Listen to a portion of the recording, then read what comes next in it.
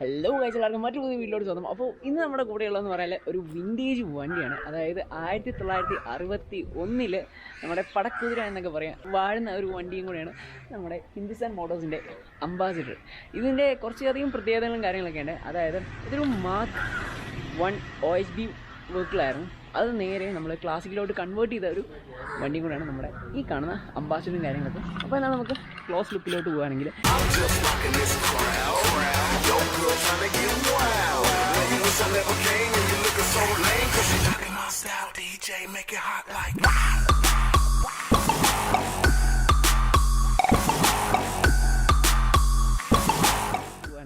നമുക്കിതിൽ ഫുള്ളായിട്ട് കുറേ ക്രോം എലമെൻസും കാര്യങ്ങളൊക്കെ കാണാൻ പറ്റും.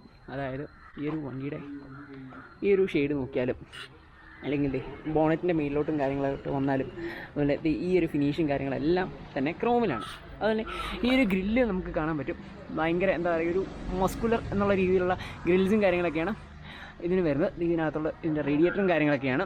അതുപോലെ ഈ ഹെഡ്ലൈറ്റിൻ്റെ റിങ് പോലെ ചുറ്റിനും ക്രോം ഫിനിഷും കാര്യങ്ങളൊക്കെയാണ് വരുന്നത്. അതുപോലെ ഇതിൻ്റെ ബമ്പറും കാര്യങ്ങളെല്ലാം ക്രോം ഫിനിഷ് തന്നെയാണ്. മൊത്തത്തിൽ ഒരു ക്രോമി ബോയിയാണ് നമ്മളെ ഈ ഒരു ഹിന്ദുസ്ഥാൻ മോട്ടോഴ്സിൻ്റെ അംബാസിഡർ എന്ന് പറയും. അതുപോലെ തന്നെ നമ്മുടെ പ്രൗഡി ആയിട്ടുള്ള ഫ്രണ്ടിൽ തന്നെ അംബാസിഡർ എന്നുള്ള ഒരു ബാഡ്ജിങ് കാര്യങ്ങളൊക്കെ ഇവിടെ വരുന്നുണ്ട്. അപ്പോൾ എന്താണ് നമുക്ക് ഇതിൻ്റെ ഹുഡൊന്ന് തുറന്നു നോക്കാം. അപ്പോൾ ഇതാണ് ഇതിൻ്റെ ഒരു ഇന്നർ സൈഡ് എന്നൊക്കെ പറയാറുള്ളത്. എന്താണ് നല്ല ഒരു ക്ലാസി എന്ന് വേണമെങ്കിൽ നമുക്ക് പറയാം. അപ്പോൾ ഇതാണ് ഇതിൻ്റെ എഞ്ചിൻ എന്ന് പറയുന്നത്. അതുപോലെ ഇതാണ് ബ്രേക്ക് പവർ ബൂസ്റ്റർ എന്ന് പറയുന്നൊരു സംഭവം. എനിക്ക് ഇതിനെപ്പറ്റി കറക്റ്റ് അറിയില്ല. പിന്നെ ഇതൊക്കെയാണ് ഒരു ഇന്നർ സൈഡ് എന്ന് പറയാം. ഇത് എത്ര CC ആണ് വണ്ടി? ഇത് എത്ര CC ആണ് വണ്ടി? 1700 CC ആണ് നമ്മുടെ എൻജിൻ CCയും കാര്യങ്ങളൊക്കെ. അപ്പോൾ ഇതൊക്കെയാണ്. നമുക്ക് ഏതായാലും പതുക്കെ അടച്ചേക്കാം. മെറ്റഡോറാണോ? അപ്പോൾ ഇതാണ് നമ്മുടെ അംബാസിഡറിൻ്റെ ഒരു ഫ്രണ്ട് ഓവറോൾ ലുക്ക് എന്ന് തന്നെ പറയാൻ വേണ്ടിയിട്ടുള്ളത്. അപ്പോൾ സൈഡ് പോർഷനിലോട്ട് വരുമ്പോൾ നമുക്ക് ഇവിടെ ഒരു OHP ഹിന്ദുസ്ഥാൻ അംബാസിഡറിന് ഇതിങ്ങനെ ചെറിയൊരു ബാഡ്ജിങ് കാര്യങ്ങൾ കാണാം. OHP എന്ന് പറഞ്ഞാൽ ഓവർ ഹെഡ് വാൽവ് എന്നാണ് ഇതിന് പറയുന്നത്. അതുപോലെ സൈഡ് പോർഷനിലോട്ട് നോക്കുകയാണെങ്കിൽ നമ്മുടെ ഈ മിററിൻ്റെ ബാക്കിലെല്ലാം ക്രോം ഫിനിഷാണ്. അതുപോലെ ഈ ഒരു വിൻഡോയുടെ സൈഡിൽ ഫ്രെയിമെല്ലാം നമുക്ക് വരുന്ന ഒരു ക്രോം ഫിനിഷാണ്. അതുപോലെ തന്നെ ഡോർ ഹാൻഡിലും വരുന്നത് ക്രോം ഫിനിഷ്ഡാണ്. നല്ല അടിപൊളിയാണ്. ഇതെന്തോ ചെറിയൊരു കസ്റ്റം ചെയ്തേക്കുന്നതാണ്. കസ്റ്റം മീൻസ് എന്തോ കൺവേർഷൻ ചെയ്തേക്കുന്നതാണ് ഈ ഒരു മേളത്തെ ഒരു പീസും കാര്യങ്ങളൊക്കെയാണ് പറയുന്നത്. പിന്നെ ഇതിൻ്റെ റൈറ്റ് സൈഡ് പോർഷനിലെ ടോപ്പിലാണ് ഇതിൻ്റെ ഫ്യൂവലും കാര്യങ്ങളൊക്കെ വരുന്നത്. അപ്പോൾ ഇതാണ് ബാക്കിലെ ഓവറോൾ ലുക്ക് എന്ന് പറയുന്നത്. അതായത് ഇവിടെയും മൊത്തത്തിൽ ക്രോം കൊണ്ട് നിറഞ്ഞിരിക്കുകയാണ്. ഈ ഒരു പോർഷനിൽ ക്രോം ഉണ്ട്. അതുതന്നെ ഈ മേളിലത്തെ ഈ ഒരു ഇതിൻ്റെ ക്ലിപ്പും പിഞ്ചസും കാര്യങ്ങളെല്ലാം ക്രോം തന്നെയാണ്. ബാക്കിൽ മാർക്ക് 3 എന്ന് പറഞ്ഞിട്ടൊരു ബാഡ്ജിങ് കൊടുത്തിട്ടുണ്ട്. ബട്ട് ഇത് ക്ലാസിക്കിലോട്ട് കൺവേർട്ട് ചെയ്തേക്കുന്നതാണ്. അതുപോലെ റൈറ്റ് സൈഡിൽ ഡീസൽ എന്ന് പറയുന്നൊരു ബാഡ്ജിങ് കൊടുത്തിട്ടുണ്ട്.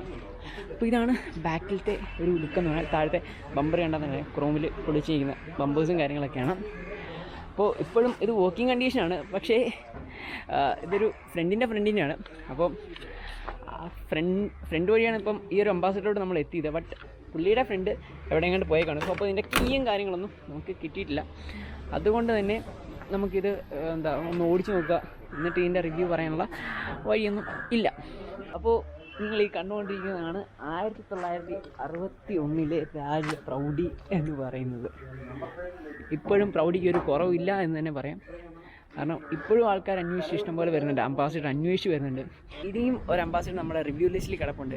കുറേ കഥകൾ ഉൾപ്പെടുത്തിക്കുന്ന ഒരു അംബാസിഡറാണ്. അപ്പോൾ അത് തീർച്ചയായിട്ടും ഉടനെ തന്നെ വരുന്ന പ്രതീക്ഷിക്കാം.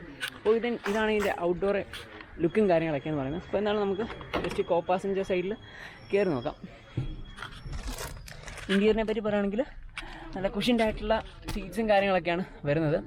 ഫ്രണ്ടിലോട്ട് നോക്കുവാണെങ്കിൽ AC വെൻസ് ഒരു 3 നമുക്ക് കാണാൻ പറ്റുന്നുണ്ട്. അതുപോലെ ഇവിടെ ഒരു ഗ്ലൗ ബോക്സ്. ഇതിലെല്ലാം നമുക്ക് ഇതിൻ്റെ ഒരു വിഷയം എന്ന് പറഞ്ഞാൽ എല്ലാത്തിനും അന്ന് കീസായിരുന്നു. അപ്പോൾ ഗ്ലൗ ബോക്സ് തുറക്കണമെങ്കിലും AC ഓൺ ആക്കണമെങ്കിലും അതുപോലെ തന്നെ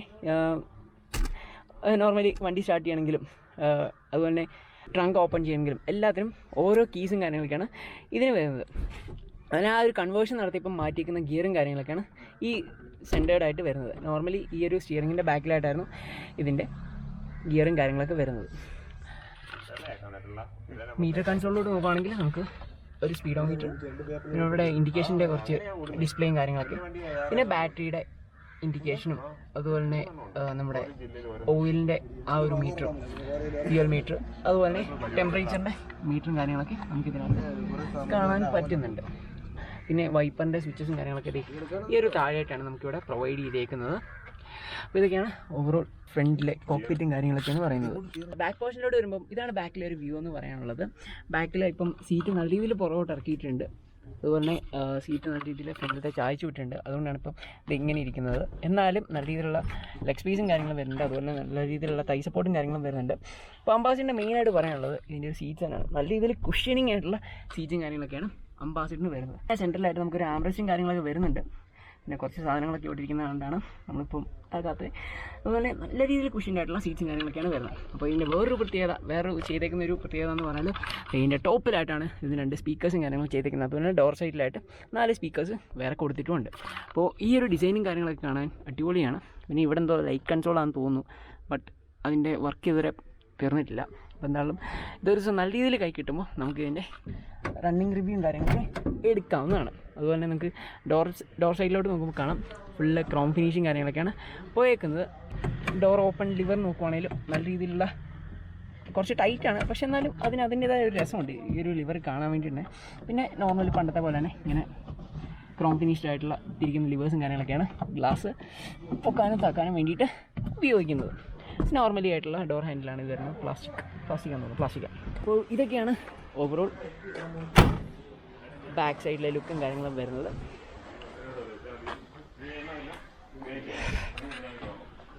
അപ്പോൾ ഇതൊക്കെയാണ് നമ്മുടെ അംബാസിഡറിൻ്റെ ഒരു കുഞ്ഞൻ റിവ്യൂ.